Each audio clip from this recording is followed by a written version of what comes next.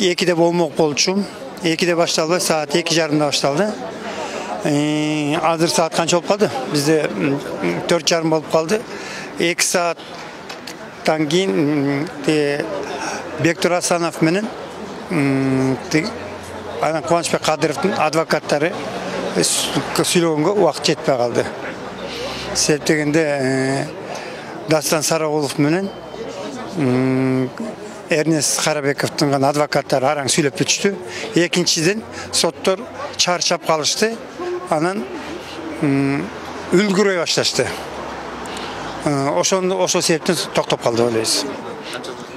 7 эмеде карайт, июнда 4 саат 10го ошол жылдарда.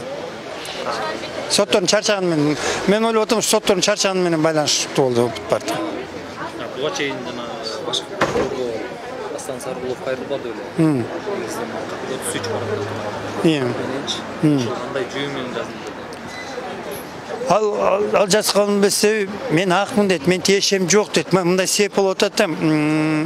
Бул соттун процесси эң башынан эле бул саясий көз караш менен башталган. Саясатташтырып, жабык сот өткөрүп коюшту, жашырын сот, секретный деп атап коюшту. Бул эмне секретный бул? Эч биякта секретер жашырын эчтеке эле жок. Муну ачык эле сот өткөрүш керек. Элдин баары коомчулук баары ачык билиш керек болчу.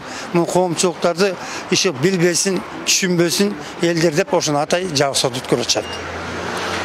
Эмнесин жашырат? Ачык эле коюш керек болчу.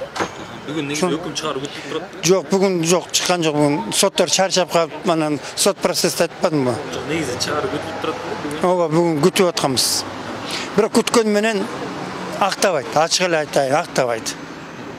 Кандай чечилсе, райондун соттон мурун кандай чечилсе, шарт кандай чечилсе, ошондой күчүндө эле калат. Мен ошентип ойлойм. Себеп дегенде бул саясий сот болбосо 2-3 айда, 3-4 айда эле бүтмөк. 2 жылдан ашык жүрүп атат бул сот. Созуп келатат. Мына, эми биз ойлогонбуз, президент келди, жаңы келди. Эми президент жаңы багыт алып, жаңы чечсек, дагы эле байгы эле болуп атат. Биздин Сооронбай Жээнбеков резинкада эле шөйлөп атат. Жары чечпейт, же бери чечпейт, ушуну отурат.